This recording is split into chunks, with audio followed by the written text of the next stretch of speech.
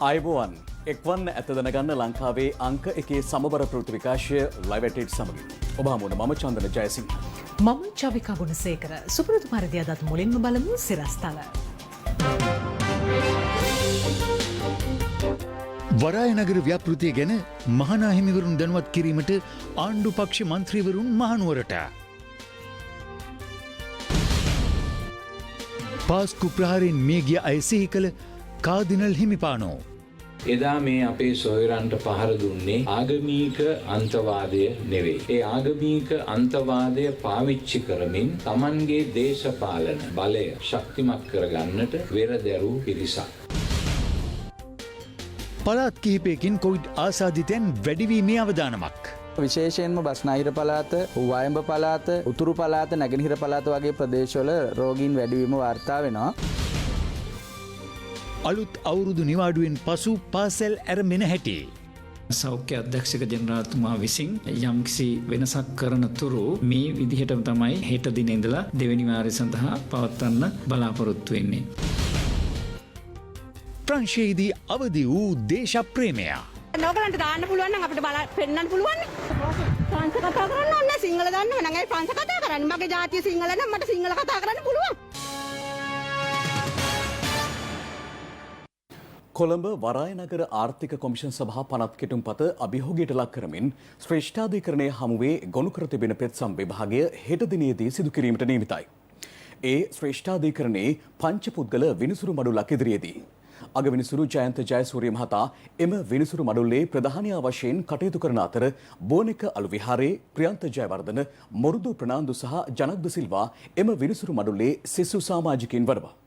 මේ අතර කොළඹ වරායනගර ආර්ථික කොමිෂන් සභා පනත් කෙටුම්පත සම්බන්ධයෙන් අස්කිරි හා මල්වතු මහනාහිමරුන් දැනුවත් කිරීම සඳහා ආණ්ඩු පක්ෂ මැති ඇමතිවරුන් පිරිසක් අද මහනුවරට පැමිණියා. කොළඹ වරායනගර ආර්ථික කමිෂන් සභා පනත් කෙටුම්පත සම්බන්ධයෙන් මහනාහිමිවරුන් දැනුවත් කරන ලෙස අස්කිරි මහාවිහාර සංඝ සභාවේ ප්‍රධාන ලේකකාධිකාරී පූජ්‍ය මැදගම ධම්මානන්ද හිමියන් ඊයේ ඉල්ලීමක් කළා. ඒ අනුව අද දිනේ මුදල් හා ප්‍රාග්ධන වෙළඳපොළ රාජ්‍ය අමාත්‍ය අජිත් නිවාඩ් කබ්‍රාල් මහතා ඇතුළු පිරිසක් අද අස්කිරි මහා විහාරයට පැමිණියා. එහිදී ඔවුන් අස්කිරි පාර්ශ්වයේ මහානායක අතිපූජ්‍ය වරකාගොඩ ශ්‍රී ඥානරත්න නාහිමියන් බැහැදුටුවා.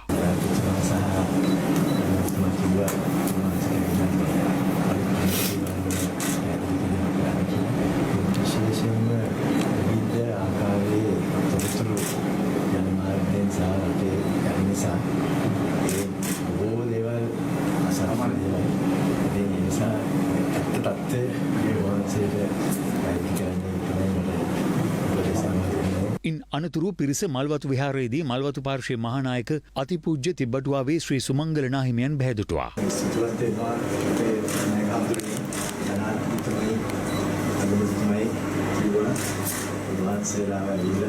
දැනුවත් කරන්නේ කියලා මේ අලුත් පනත පිළිබඳව ඔබවහන්සේට මේ පනත කෙටුම්පතකට ලබා දීලා මේ පනත වල මේ පෝට් සිටි පනත පෝට් සිටි එක පිළිබඳව පනත ඒ පනතේ සමානක් වෙනවට සමානක් ආයේ විවිධ පුරෝගතන කරලා තියෙන හින්දා පිළිබඳව ඉච්චර අවබෝධයක් නැහැ හානියක් නොවන විදිහට කිසිම හානියක් නොවන විදිහට අපේ හඳුනේ ඔබතුමන්ලා කියන හානියක් නැහැ කියනවා අනිත් පැත්තෙන් කියනවා හානියක් තියෙනවා අපි කොයි පැත්තෙන් ගන්න මට තියෙනනේ 80 21ක් දාලා තියෙනවා ඉතින් දැන් ඒ නඩු ධර්මම රටේ වෙදීමක් ඇති වෙනවා නම් එහෙම නැත්නම් රටේ ස්වෛරීභාවයට ප්‍රශ්නයක් තියෙනවා නම් ඒක අනිවාර්යයෙන්ම ව්‍යවස්ථාවට පණයයි. අනතුරුව මාධ්‍ය වෙත අදහස් දැක්වූ රාජ්‍ය අමාත්‍යවරයා. උන්වහන්සේ අපිට අවවාද දුන්න මේවා ක්‍රියාත්මක කිරීමේදී කළ යුතු ආකාරය ගැන උන්වහන්සේලා අපිට අනුශාසනා දුන්නා. අපි ඒ විදිහටම කටයුතු කරන්න බලාපොරොත්තු වෙනවා. මේ අතර කොළඹ වරායනගර ආර්ථික කොමිෂන් සභා පනත් කෙටුම්පත සම්බන්ධයෙන් දැනුවත් කිරීම සඳහා අද රජයේ ප්‍රවෘත්ති දෙපාර්තමේන්තුවේ මාධ්‍ය හමුවක් ඇඳවා තිබුණා. ඕන ආයෝජනය කරනවා නම් ඕනෑම ආයෝජකයෙක් ප්‍රතිලාභ බලාපොරොත්තු වෙනවා. ඔවුන්ගේ ප්‍රතිලාභ තමයි 43%ක භූමි භාගයක් ඔවුන්ට ලබා දීමට එකඟ වෙලා තියෙන්නේ. දැන් ඒකට ඇරුණාම 23%ක් රජයේ කොටස් බවට තියෙනවා. හැබැයි මේ 100%ම රජයට අයිති රජයේ තමයි අයිතිකාරය. ඒ හින්දා මේ වෙන කාටවත් භූමි භාගයක් දුන්නයි කියන එක සම්පූර්ණයෙන්ම බොරුවක්. ඔවුන් යලි බද්දට දෙනවා නම් ඒ බද්දටත් දැන් තියෙන විදිහට නාගරික සංවර්ධන අධිකාරිය අත්සන් කරන්නට ඕන. සම්පූර්ණයෙන්ම මේකට බලපාන්නේ ශ්‍රී ලංකාවේ නීතිය. අපරාධ නීතිය ශ්‍රී ලංකාවේ නීතිය, පොදු නීතිය ශ්‍රී ලංකාවේ නීතිය. මේ අපේ රටේ සංවර්ධනයේ හැරවුම් ලක්ෂ්‍ය. භාෂණයේ නිදහස උපයෝගී කරගෙන රටේ ජාතික ආරක්ෂාවට, ජාතීන් අතර සංහිඳියාවට, සංවර්ධන ව්‍යාපෘතියට බොරු ඉදිරිපත් කිරීම, ජාත්‍යන්තර වශයෙන් රටේ නාමය, ඍති නාමය විනාශ කිරීම වගේ දෙයක් සහ පුද්ගලයන්ගේ ප්‍රිවසි එක, පෞද්ගලිකත්වය සහ අපහාසයට යටත්ව තමයි භාෂණයේ නිදහස ක්‍රියාත්මක වෙන්නේ. භාෂණයේ නිදහස කියලා මේ ඕන දෙයක් කරන්න පුළුවන් වල්බూరు නිදහසක් නැහැ. ඉතින් මේ දෙක සංකලනය කරලා අපි අලුත් නීති ගැනීම සඳහා යම් සාකච්ඡා මට්ටමින් ඉන්නවයි කියන එක අපි කියන්නට ඕන. වර්තමාන රජය මේ ගේන කොමිෂන් සභා පනත සම්බන්ධව නීතිපතිතුමාගෙන් මතය විමසලා තිබෙන්නේ. දැන් ඒ ගරු නීතිපතිතුමා දීලා තියෙන ලියුම මේකේ වලා තියෙන්නේ ජනාධිපති ලේකම් කාර්යාලයට. වෙන්න ලියුම. අහලා තියෙන්නේ මේක ශ්‍රී ලංකාවේ ව්‍යවස්ථාවට අනුකූලද කියලා. මොකද්ද මේක කියන්නේ? ජනාධිපති ලේකම්තුමාට කියනවා මා ඔබට දන්වා සිටිනවා මේ පනතේ කිසිදු වගන්තියක් ශ්‍රී ලංකාවේ ව්‍යවස්ථාවට පටහැනි නොවේ. 13 වෙනි ව්‍යවස්ථා සංශෝධනයට පටහැනි නොවේ. එසේ ව්‍යවස්ථාවට අනුකූල නිසා මෙය පාර්ලිමේන්තුවට දැන් යොමු කළ හැක. මෙතන එක චීන ජාතිකයෙකුට මේ කොමිසමේ පස්පා ගන්නවත් අයිතියක් තියෙනවා කියලා මේක සඳහන් වෙන්නේ නැහැ. පනත බැලුවොත් මේ පනතේ චීන කියන වචනේ ගෑවිලවත් නැහැ. චීනේ සල්ලි වලින් අපි හදගත්ත කොලොනියක්. මට පුදුමයි චීන කැමති වුණා මේ කොමිෂන් සභාවේ මේ වගන්ති වලට. එයා කැමති වෙන්න ඕනේ නෑනේ. එයාට කියන්න පුළුවන් මෙන්න මගේ සල්ලි උඹට සත්‍යයක් දාලා නෑ. ඒක උඹලා මට දාලා නෑ. පුදුමයි චීන කැමති වුණා. මේ අතර යෝජිත වරාය නගර පනත් කෙටුම්පත සම්බන්ධයෙන් සිය පක්ෂය ධනාත්මක විවේචන ඉදිරිපත් කරන්නේ එම ව්‍යාපෘතිය සාර්ථක කරගැනීමේ අරමුණින් බව සමගි ජන බලවේගය පවසනවා. අද පැවති මාධ්‍ය හමුවකදී පාර්ලිමේන්තු මන්ත්‍රී ආචාර්ය හර්ෂද සිල්වා මහතා පැවසුවේ පෙර පැවති කෙටුම්පතට වඩා මෙවර ඉදිරිපත් කර ඇති වරාය නගර කෙටුම්පත තුළින් අහිතකර වෙනස්කම් රැසක් සිදු කර ඇති බවයි.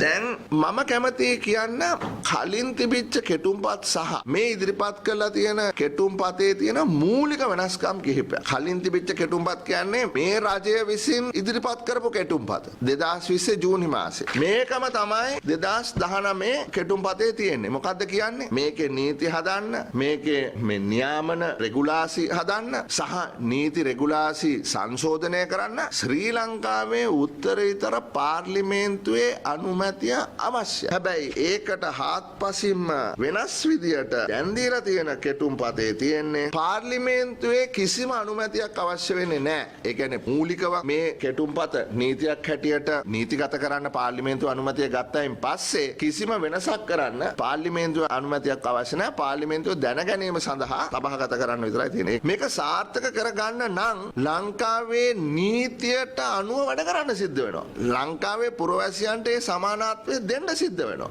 ලංකාවේ පාර්ලිමේන්තුවට යටත් වෙන්න වෙනවා. මේ කරන සහ සංශෝධනය කරන නීති. ඒක අපි දකින්නේ නෑ වැරද්දක් හැටියට. අපි දකින්නේ ඒක තමයි කළ යුතු දේ. වෙනම රාජ්‍ය පිළිබඳ මොන්ටිවීඩියෝ සම්මුතියේ තිබෙන අත්‍යවශ්‍යයෙන් පරිපූර්ණ කළ යුතු සාධක හතරම සම්පූර්ණ කරන තත්ත්වයක් මේ දැනට තිබෙන කෙටුම්පතේ තිබෙනවා. අපිට කොළඹ නගර ව්‍යාපෘතිය ඕන. ඒ නිසා මේ ව්‍යාපෘතිය සාර්ථක වෙන්න නම් රටේ ව්‍යවස්ථාවට ගරු කරලා රටේ පරමාධිපත්‍යයට ගරු කරලා අවදානමක් නැතුව වැඩේ කරන්න.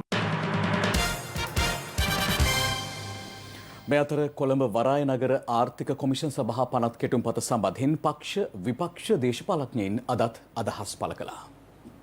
සුප්‍රම සාවියෙන් කිව්වොත් මේ පනතේ මෙන්න මේ වගන්තියට 3-2ක් ඕනේ. මේ වත්තර සාමාන්‍ය බහුතරයක් ඕනේ. අපි බොහොම පැහැදිලිව එතන ඉන්නවා. උසාවිය යන්න ඕනේ. ඒක මේ හරි විදිහට හදුවනම් ඕනේ නැහනේ. රට පාවල දෙන්නේ නැත්නම් ආයෝජන නියමාකාරයෙන් එනවනම් පාර්ලිමේන්තුවට වක් කියන රටේ නීතියට වක් කියන ක්‍රමයට ගෙනවනම් කවුරුත් උසාවිය යන්නේ නැහැ. මම කියන්නේ මේ රටේ පිල්ලු මවමින් මේ රටේ ආර්ථික මර්මස්ථාන ආර්ථික මූලස්ථාන ප්‍රවර්ධනය කිරීමට රජය ගන්න සාධාරණ උත්සාහයන් වලදී විපක්ෂය මං හිතනවා සහයෝගය ලබා දිය යුතුයි කියලා. වරාය නගරය ගැන අපිට කියන්න ඒ පනත දිහා බැලුවාම පාර්ලිමේන්තුවට බලයක් නැහැ. ඒ වරාය නගරේ මුදල් පාලනය ගැන හොයන්න. පාර්ලිමේන්තුවට වාර්තා ඉදිරිපත් කරන්න ඕනේ. ඒගොල්ලෝ ලබා ගන්න මුදල් භාවිතා කරන ආකාරයේ මොන අරමුණු සඳහාද කොයි විදිහටද ඒ ක්‍රමවේදය පිළිබඳ පාර්ලිමේන්තුවට සොයා බැලීමට පූර්ණ බලය තියෙනවා. රටෙන් භාගයක් දියුණු කරන්න පුළුවන් ඕක හරියට සංවර්ධනය කරොත් ඒ ලැබෙන ප්‍රතිලාභ වලින් ඒ අංශය ගැන හිතන්නේ නැතුව මේකෙන් යමක් කමක් කරලා සල්ලි ටිකක් ගහගෙන ඊට පස්සේ ණය ටිකක් බේරලා ජනතාවට බොරුවට අවුරුදු 4 5000 හරි බෙදලා ජනතා රවට්ටගෙන බලය පවතින උත්සාහයක් තමයි මේ කරන්නේ. චීනයටත් එක්ක ගිවිසුම ගැහුවේ අපි නෙවෙයිනේ. පදු දෙනවා කියලා ගිවිසුම ගැහුවේ පහුගිය රජය. ඉතින් මේ යහපාලන රජය ආපු ගමන් මේක නවත්තලා අවුරුදු ගාණක් තිබ්බා. හැබැයි ඒගොල්ලෝ තමයි සාකච්ඡා කරලා ඒගොල්ලෝ තමයි තීරණ ගත්ත. ඔප්පුව ලියලා දෙන්න සූදානම් කරලා තියෙන්නේ. පනත් හදලා තියෙන්නේ. දැන් එක එක ආවිල්ලා කියනවා ආණ්ඩුවේ කට්ටිය නෑ දෙන්නේ නෑ කියනවා. මේ ඉන්නේ සංවර්ධනය කියනවා. මේ ඉන්නේ රටේ සෞභාග්‍ය කියනවා. දැන් අපිට පේන්නේ රටේ අභාග්‍ය ක්‍රියාත්මක වෙලා සෞභාග්‍යයේ නාමයෙන් ජනතාව විමුක්ති පෙරමුණ කියනවා වරාය නගර පනතට ජනමත විමසුමක් අවශ්‍යයි කියලා. ඉතින් මේ ජනමත විමසුමක් අවශ්‍යයි කියන මේ විදිහේ ජනමතයක් ගැන කතා කරන්නේ ජනමතය 3%ක්වත් නැති උදවිය. වරායනගර ව්‍යාපෘතිය තුළින් ව්‍යාපාරිකයන්ට විශාල ව්‍යාපාරික අවස්ථා ප්‍රමාණයක් රට තුළ ඇතිවන බව කොළඹ ව්‍යාපාරික සංගමය පවසනවා. මාධ්‍ය හමුවකට එක්වෙමින් ඔවුන් ජනාධිපතිතුමාගෙන් ඉල්ලා සිටින්නේ කඩිනමින් මෙය ක්‍රියාවට නංවන ලෙසයි.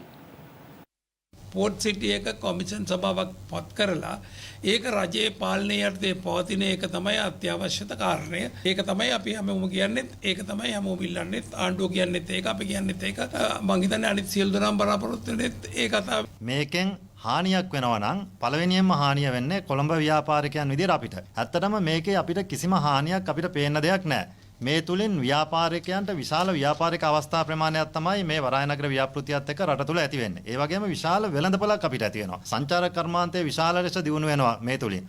මේ සම්බන්ධයෙන් විරුද්ධ වෙන්නේ ඇත්තටම කිසිම ආයෝජනයක් නොකර ඔහුට ඒ හැඟීමක් නැති අය තමයි මේකට විරුද්ධ වෙනවන විරුද්ධ වෙන්නේ. මොකද සිල්ලර කඩයක් හෝ කරන කෙනෙක් ඉන්නවා නම් ඔවුන් විරුද්ධ වෙන්නේ මේ වරායනගර ව්‍යාපෘතිය අපි කියන්නේ ජනාධිපතිතුමාට මේක කියන්නේ මේක හෙට නෙමෙයි. පුළුවන් නම් අදම මේක පටන් ගන්න. පාස්කු ඉරුදින ත්‍රස්ත ප්‍රහාරයට වගකිව යුත්තේ ආගමික අන්තවාදය අතකොළුවක් කරගනිමින් තම දේශපාලන බලය ශක්තිමත් කරගැනීමට වෙරදැරූ පිරිස් බව අගරාදුගුරු අතිඋතුම් මැල්කම් කාදිනල් රංජිත් හිමිපාණන් පවසනවා. පාස්කු ප්‍රහාරයෙන් මියගිය අය සිහි කිරීම සඳහා බොරැල්ල පොදු සුසාන භූමියේ හා මාදම්පිටිය පොදු සුසාන භූමියේ පැවති පුෂ්පෝපහාර දැක්වීමකින් අනතුරුව උන්වහන්සේ මේ බව ප්‍රකාශ කළා. පාස්කු ඉරුදින ත්‍රස්ත ප්‍රහාරය එල්ල කළේ ආගමික අන්තවාදී වැඩසටහා යොදා ගනිමින් දේශපාලන ඉලක්කයක් කරා යාමට උත්සාහ කළ පිරිසක් බවයි අගරදුරු හිමියන් වැඩිදුරටත් එහිදී පැවසුවේ. 2019 වසරේ අප්‍රේල් 21 වෙනිදා පාස්කු ඉරුදින එල්ල වූ කොරිරු ත්‍රස්ත ප්‍රහාරයේ ගොදුරු බවට පත් වූ සිය සහෝදරයින් අනුස්මරණය කිරීම අද පසරුවේ බොරැල්ල පොදු සුසාන භූමියේදී සිදු කෙරුණේ අගරදුරු අතිඋතුම් මැල්කම් කාදිනල් රංජිත් හිමිපාණන්ගේ ප්‍රධානත්වයෙන්. එදා මේ අපේ සොයුරන්ට පහර දුන්නේ ආගමීක අන්තවාදය නෙවෙයි. ඒ ආගමීක අන්තවාදය පාවිච්චි කරමින් ඒ අතකොළුවක් කරගනිමින් Tamanගේ දේශපාලන බලය ශක්තිමත් කරගන්නට වෙරදැරූ පිරිසක්. මේ සිදුවීම තුළ අපි දකින්නේ ආගමීක උන්මාදයක් හෝ ආගමට ඇති ආදරයක් හෝ නොවේ. Tamanගේ බලය තහවුරු කරන්නට යම් කණ්ඩායම් දරන උත්සාහයේ ප්‍රතිඵලයක් හැටියටයි. ඒ නිසා අපි ඇත්ත වශයෙන්ම ශ්‍රී ලාංකිකයන් හැටියට ලැජ්ජාවට පත් වෙන්නට ඕනි. කරුණා කරලා Tamanගේ බලය ශක්තිය පෙන්වන්නට අනිත් මිනිසුන්ව මරණ ඒ චින්තනයෙන් මිදෙන්න. ප්‍රහාරයෙන් මිය ගිය 9 දෙනෙකුගේ දේහයන් බොරැල්ල සුසාන භූමියේ භූමදාන කර තිබෙනවා. අද හාමි මාගේ සාමිදුනේ වචනේ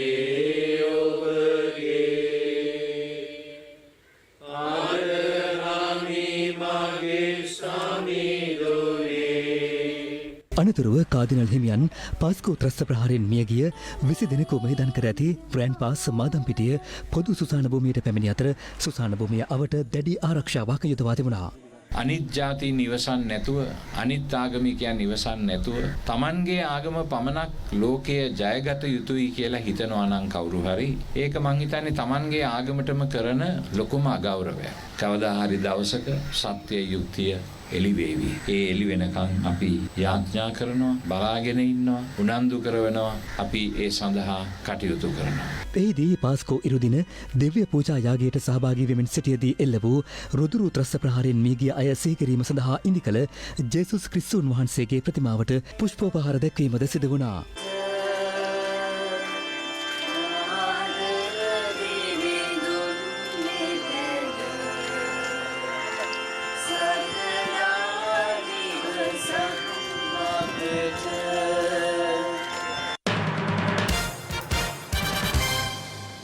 පළාත් 4ක් ආශ්‍රිතව COVID-19 ආසාදිතයින් වැඩිවීමේ අවදානමක් පිළිබඳව මහජන සෞඛ්‍ය පරීක්ෂකවරුන්ගේ සංගමය අනතුරු අඟවනවා.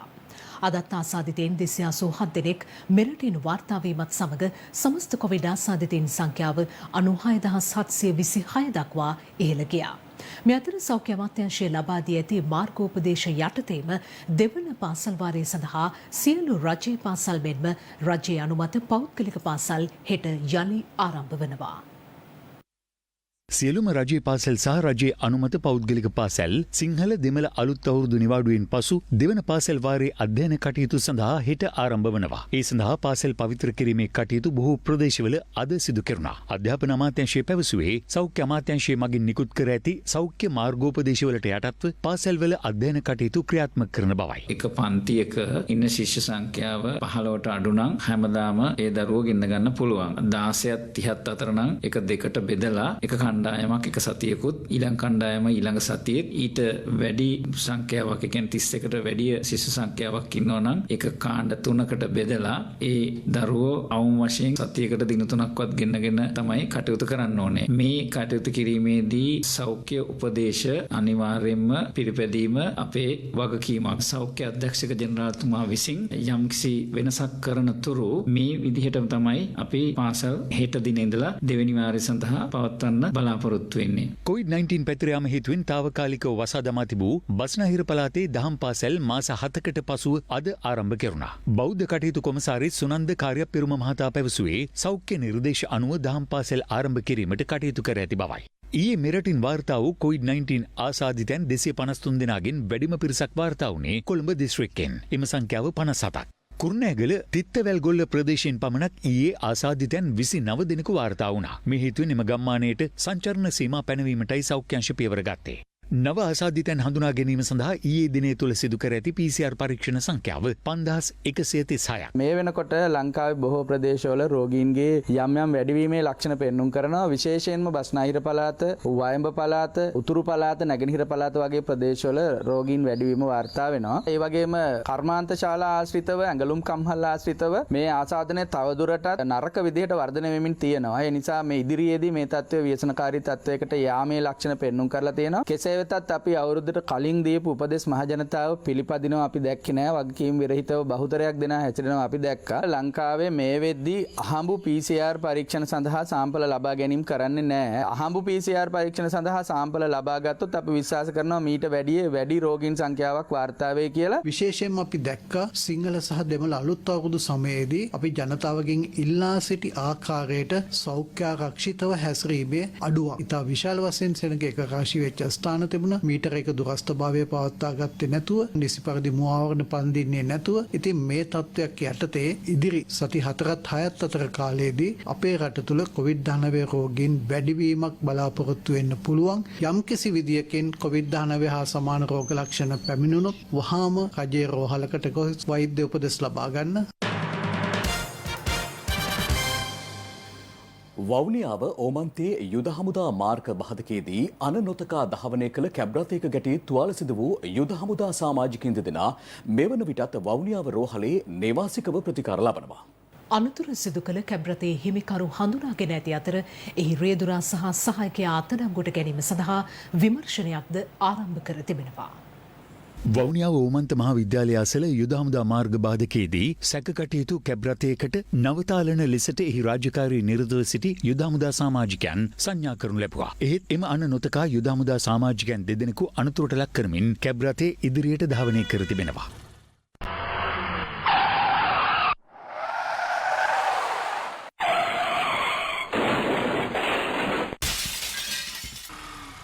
කැබ්‍රතේ ගැටුණු යුද හමුදා සාමාජිකයන් දෙදෙනා ප්‍රතිකාර සඳහා වවුනියාව රෝහලට ඇතුළත් කෙරුණා. යුද හමුදා මාධ්‍ය ප්‍රකාශක බ්‍රිගේඩියර් නිලන්ත ප්‍රේමරත්න මහතා කියා සිටියේ එක් යුද හමුදා සාමාජිකයෙකුගේ පාදවලට සහ අනිත් යුද හමුදා සාමාජිකයාගේ හිසට සහ එක් අතකට තුවාල සිදු ඇති බවයි. යුද හමුදා සාමාජිකයන් අනතුරට ලක් කරමින් ඉදිරියට ධාවනය වූ කැබ්රතය අසල තිබූ බෝක්කුවක ගැටි මාර්ගයෙන් ඉවතට පැන නැවතී තිබෙනවා. එම අවස්ථාවේ කැබ්‍රතයේ සිටි රේදුරා සහ සහායකයා ඉන් පලා ගොස් ඇති බවයි වවුනියාව පොලිසිය කියා සිටියේ. කැබ්‍රතේ පරීක්ෂා කිරීමේදී එහි තිබී බුරුත දැවතොගයක් සොයා ගැනීමට හැකි වුණා. පොලිසිය කියා සිටියේ බලපත්‍ර නොමැතිව මෙම දැවතොගේ ප්‍රවාහනය කරමින් තිබූ බවයි. කැබ්‍රතේ වවුනියාව ප්‍රදේශයේ පුද්ගලයෙකුට ඇත් එකක් වන අතර ඒ කුලී පදනමට මෙම රේදුරා සහ සහායකයා ලබාගෙන දැවජාවාරම සිදු කරගෙන ගොස් තිබෙනවා. පොලිසිය කියා සිටියේ මොවුන් දෙදෙනා අත්අඩංගුවට ගැනීම සඳහා මෙහෙයුමක්ද ආරම්භ කර ඇති බවයි. මේ අතර පෙරේදා දිනේද යාපනයේ ස්වභාවික වැලි නිධියක් ආරක්ෂා කිරීම සඳහා පිහිටුවා තිබූ පොලිස් විශේෂ කාර්ය බළකා මාර්ග බාධකයේදී මේ හා සමාන සිදුවීමක් සිදු වුණා. යාපනයේ පේදුරුතුඩුව පොලිස් විශේෂ කාර්ය බළකා මාර්ග බාධකයේදීද අන නොතකා ධාවනය කරනු ලැබූ කැබ්රතයකට වෙඩි ප්‍රහාරයක් එල්ල කළා. එහිදී කැබ්‍රතේ ගමන්ගත් දෙදෙනෙකුට තුවාල සිදු වුණා. ප්‍රංශයේ නගරයක LTT හිතවාදීන් පිරිසක් ශ්‍රී ලංකාවට එරෙහිව පැවැත් වූ ඡායාරූප ප්‍රදර්ශනයකට ශ්‍රී ලාංකික කාන්තාවක් විරෝධය පළ කර තිබෙනවා. ඇය විරෝධය පළ කරන ආකාරය දැක්වෙන දර්ශන පෙළක් සමාජ මාධ්‍ය ඔස්සේ සංසරණය වනවා. මේ ප්‍රංශයේ ප්‍රධාන නගරයක දර්ශන පෙළක්. LTT හිතවාදීන් පිරිසක් විසින් ශ්‍රී ලංකාව මානව හිමිකම් උල්ලංඝනය කරන පිරිසක් වෙසෙන රටක් බවට ප්‍රකාශ කරමින් ඡායාරූප ප්‍රදර්ශනය කර තිබුණා. එහිදී ඒ අසලින් ගමන්ගත් ශ්‍රී ලාංකික කාන්තාවක් වන හේමාලී ප්‍රියංගිකා එයට මෙලෙස ප්‍රතිචාර දැක්වුවා. බලාගන්න සහෝදරවරුනේ බලාගන්න ඔයගලන්ට දාන්න පුළුවන් නම් අපිට පෙන්නන්න පුළුවන් නේ. ෆ්‍රාන්ස් කතා කරන්න ඕනේ සිංහල දන්නව නම් ඒ ෆ්‍රාන්ස් කතා කරන්නේ මගේ ජාතිය සිංහල නම් මට සිංහල කතා කරන්න පුළුවන් ඕන භාෂාවක් කතා කරන්න මගේ භාෂාව මම කතා කරනවා ඕන කැම්බයි නම් මගේ භාෂාව කතා කරන්න මගේ මාසේ තමුයි ඔයා තමුයි මම Sinhala okay no problem I know very well this is liar this is liar Wait, no problem. No problem. No problem. He make a problem for us. No problem. You go. Why he make? I know why he do make problem for me. He can put like this. I can do video. This is liar.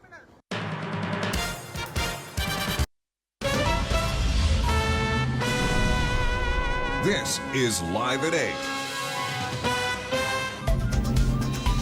නාවුල කරවිලහේන ප්‍රදේශයේ දෙපිරිසක් අතර ඇති වූ ගැටුමකින් police කොස්තාපල්වරයෙකු ඇතුළු තිදෙනෙකු තුවාල ලබා රෝහල්ගත කර තිබෙනවා.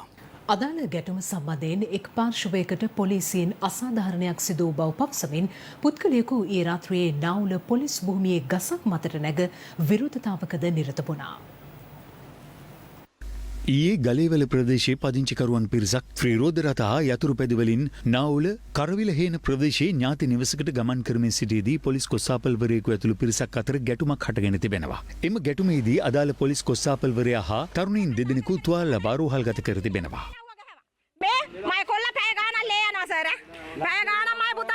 එහිදී පාරකෑමට ලක් වූ තරුණයෙකුගේ පියා ඊයේ රාත්‍රියේම නාවුල පොලිස් ස්ථානයට පැමිණ තම පුත්‍රයාට පහර දීම සිදු කර ඇත්තේ පොලිස් නිලධාරියෙකු බවත් ඔහු ඇතුළු පිරිස අත්අඩංගුවට ගන්නා ලෙස ඉල්ලමින් පොලිස් ස්ථානයේ ඇති ගසකට නැග විරෝධතාවක් ආරම්භ කළා. මගේ මහත්තයා තමයි මේ ඉන්නේ ගහේ අපේ පුතාලා සෙල්ලම් කරගෙන මේ පොලිසිය එක බීලා ගිහිල්ලා අර බයිසිකලයක් හප්පලා තියෙනවා ඊට පස්සේ ඇයි මේ අපේ බයිසිකලේ හප්පව කියලා අහනකොට එයාලට අර වෙලට ගිහිල්ලා එක්කෙනෙක්ගේ උද්දැල්ල ඇදලා උද්දැල්ලෙන් ගහලා මගේ දරුවා දැන් හොස්පිටල් එකේ එයාගේ නෝනට දැන් ළමෙක් හම්බ වෙන මාස 4යි කිසිම කෙනෙක් අත්අඩංගුවට අරන්නේ අපේ මේ පුතෙක් තමයි ආයෙත් මේ අරස් කරන්න හදවු. අදාළ පහර කෑමට ලක් වූ තරුණින්ගේ ඥාතීන්ද පොලිසියට පැමිණි අතර එහිදී උණුසුම් තත්ත්වයක් දැති වුණා. මේ ඉන්නේ ගාපු කට්ටියද? මේ ඉන්නේ ගාපු කට්ටියද? ඉන්නේ ගාපු කට්ටිය.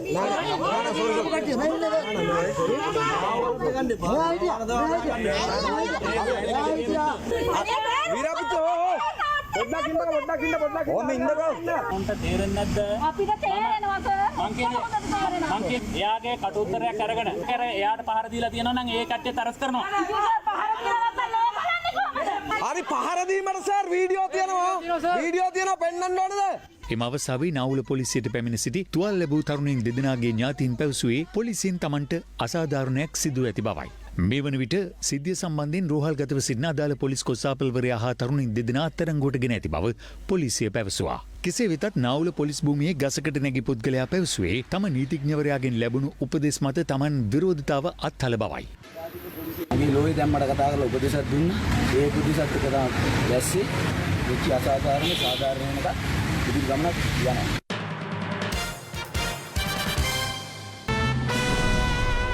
This is Live at 8. දැන් රටවටින් අටට. රට වටින් අටට. රත්නපුර බානගොඩ බඹරකොටුව ගඟේ දියනෑමට ගිය මිතුරන් දෙදෙනෙකුගෙන් එක් අයෙකු දී ගිලි මිය ගොස් තිබෙනවා. මෙලෙස මිය ගොස් ඇත්තේ පුත්තලමේ සිට ඥාති නිවසකට පැමිණ සිටි 17 හැවිරිදි තරුණයෙක්. මේ අතර කන්තලේ මොල්ලිපතාන ප්‍රදේශයේ වැවක දියනෑමට ගිය ළමුන් සිව් දෙනෙකුගෙන් දෙදෙනෙකු දී ගිලි මිය ගොස් තිබෙනවා. මෙලෙස මරණයට පත්ව ඇත්තේ 14 වියේ පසු කන්තලේ මොල්ලිපතාන පාසලේ ඉගෙනුම ලැබූ සිසුන් දෙදෙනෙක්. ශ්‍රීපාද නල්ලතන්ය බෞද්ධ මධ්‍යස්ථානය අසල අභිනවයෙන් ඉදිකළ පියද ශ්‍රී ස්වර්ණ තොරණ ශ්‍රී සම්බුද්ධ ශාසනය වෙත පූජා කිරීම ශ්‍රීපාදස්ථානාධිපති පූජ්‍ය බෙංගමුවේ ධම්මදින්න හිමියන්ගේ ආරාධනයෙන් වැඩ සිටි මහා සංඝරත්නයේ ප්‍රධානත්වයෙන් සිදු කෙරුණා. ජපානයේ පදිංචි පුද්ගලයන් දෙදෙනෙකු විසින් මේ සඳහා මූල්‍ය දායකත්වය ලබා දී තිබෙනවා.